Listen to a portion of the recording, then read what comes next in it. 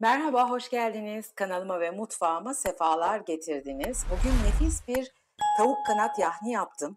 Yapılışı çok kolay, çok pratik. Hem evde bulunan malzemeyle ucuz ve ekonomik hem de çok lezzetli. Suyuna bana keyifle yiyebilirsiniz. İftar sofralarınızı şenlendirecek arkadaşlar. Tarifimi merak ediyorsanız hadi buyurun geçelim.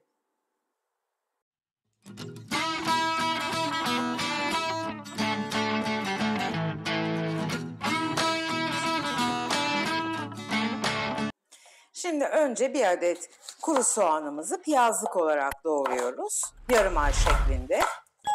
İri doğrayalım arkadaşlar. İri iri daha lezzetli ve içinde erimeyecektir.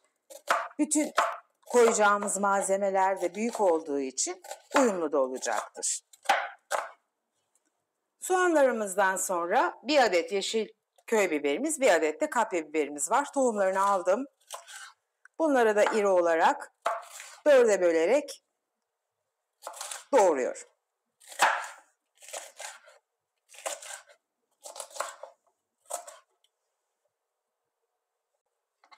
İki adet patatesimi de güzelce kabuğunu soydum, yıkadım.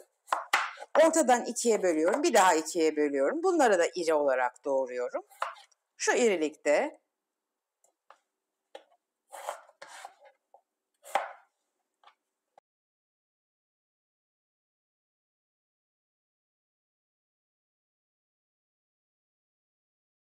Dört diş sarımsağım var. Üzerlerine şöyle vuruyorum.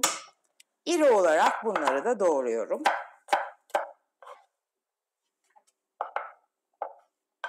Çok ufaltmıyoruz.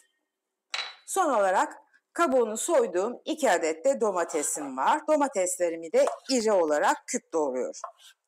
Artık ocağın başına geçebiliriz. Doğrama işlemimiz bitti. Tavama hemen bir 2-3 yemek kaşığı kadar zeytinyağı alıyorum. Doğramış olduğum sarımsaklarımı atıyorum. Şöyle azıcık hemen bir sarımsakları yağda kızdıracağım. Kokusunu yağına versin diye. Sarımsaklarım güzelce kokusunu yağa bıraktılar tadını. Şimdi yıkadığım, süzdüğüm tavuk kanatlarımı bu yağın içerisine koyup güzelce yüksek ısıda mühürleyeceğim.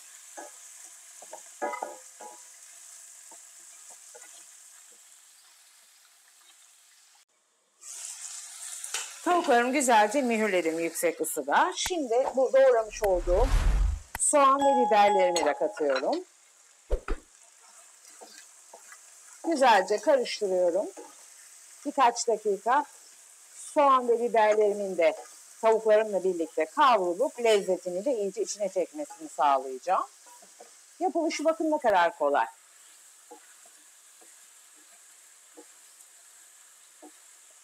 Kapağımı yine kapatıyorum.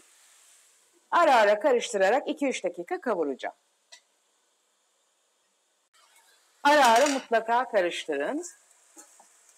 Görüyorsunuz soğanlarımız zaten güzelce yumuşadılar artık. Şöyle bir dakika daha kavurup diğer malzemelerimi ilave edeceğim. Şimdi artık patateslerimizi ekleme zamanı geldi. Patatesleri de güzelce şöyle bir 2-3 dakika kavuruyoruz. Maksat burada tavuğun bütün yağını, lezzetini, bütün malzemeler çeksin, daha leziz bir hale gelsin.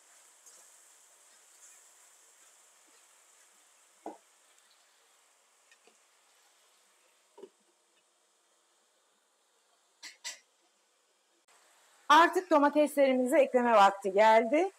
Doğramış olduğumuz domatesleri de hemen tenceremize ilave ediyoruz.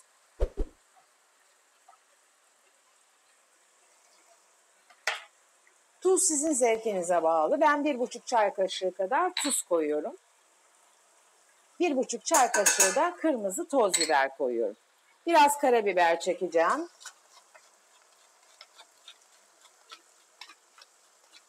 Müthiş bir koku, müthiş bir lezzet.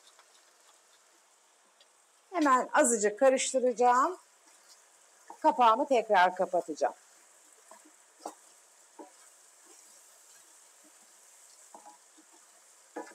Tam bir yahni aslında.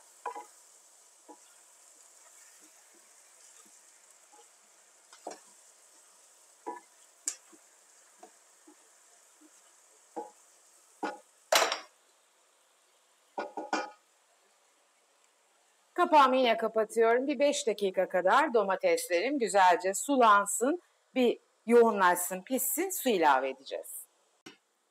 Fokur fokur çok güzel kaynadı yemeğim. Şimdi kaynamış suyum var yanımda.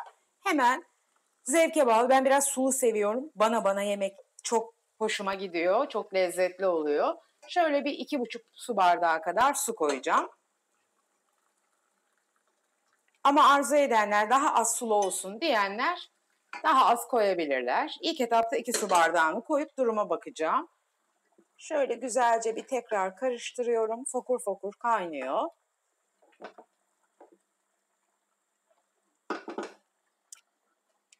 Kapağını kapatıyorum. Altını kısıyorum. Bir 10 dakika kadar fokur fokur kısık ateşte içten içe kaynayacak. Bu arada ben fırınımı 250 dereceye açıyorum. Alt üst fan olarak. Bu 10 dakikadan sonra fırına alacağım. Yemeğim kısık ateşte 10 dakikadır kaynıyor. Bu arada fırınım da ısındı. Ben şimdi hemen bir 10 dakika sadece fırınıma veriyorum yemeğimi. Fırınıma girsin çıksın, görüşelim. Evet, tavuğum fırınımda sadece 10 dakika kaldı. Şöyle güzelce bir mühürlendi, kızardı üstleri ve yemeğim pişmiş oldu. Biraz ilk sıcaklığı geçsin, hemen servis edelim. Mis gibi kokulu, ilik gibi nefis bir yemek oldu arkadaşlar. Umarım beğenmişsinizdir ve siz de denersiniz. Biz bayılıyoruz bu yemeğe. Ben çok sık yapıyorum. Haftada en az 2 kere mutlaka yapıyorum. Bütün aile bayılıyoruz çünkü. Hem yemesi çok daha lezzetli bana. Bir de değişik olarak bu şekilde tavuk kanadını denemekte fayda var diye düşünüyorum. Bugün de pratik ve leziz bir yemeğimizin daha sonuna geldik. Sıra geldi veda vaktine. Şöyle size yakından göstermek istiyorum. Gerçekten yumuşacık, ilik gibi kemiğinden ayrılan nefis bir lezzeti olan bir tavuk kanatı oldu. Tavuk kanatlarını genelde mangal tarzı ya da ızgara tarzı yapıyoruz. Bir de böyle sulu patatesli yapmanızı öneriyorum, tavsiye ediyorum. İnanılmaz bir lezzeti var. Eğer hiç denemediyseniz mutlaka deneyin. Bayılacağınıza eminim. Şimdi bir de size son olarak tavuğumun yumuşaklığını göstermek istiyorum. Bakın ne kadar güzel. Hemen kemiğinden ayrılıyor. Tam gösteremedim. Görüyor musunuz? Harikulade pişti. Çok leziz, çok güzel bir tavuk yemeği oldu. Umarım tarifimi beğenmişsinizdir ve siz de evinizde dener, afiyetle şifalanırsınız. Deneyenler lütfen yorumlara yazsınlar çünkü fikirlerinizi çok merak ediyorum. Sizin fikirleriniz, yorumlarınız benim için çok değerli, çok önemli. Özellikle de tariflerimin deneniyor olması, denendikten sonra da beğenilmesi çok hoşuma gidiyor. Ama olumlu olumsuz her türlü yorumunuzu bekliyorum tabii ki. Eğer tarifimi beğendiyseniz videomu beğenmeyi ve bu videoda ilk defa karşılaştıysak hala kanalıma abone değilseniz kanalıma abone olup bildirim zilini açmanızı sizden rica ediyorum. Yeniden yapacağım gelecek tariflerimden haberdar olmak için bildirim zili gerçekten çok önemli. Bana destek olmak istiyorsanız, videolarımın devamının gelmesini arzu ediyorsanız eğer, sevdiklerinizle, sosyal medyalarınızda videolarımı paylaşırsanız, ufak yorum da olsa, emoji de olsa yorumlar yaparsanız gerçekten çok sevinirim. Ama en önemlisi videomu beğenmeyi lütfen sakın ve sakın unutmayın. Kendinize iyi bakın. Hepinizi seviyorum. İyi Ramazanlar, afiyet şifa olsun diyorum. Hoşça kalın.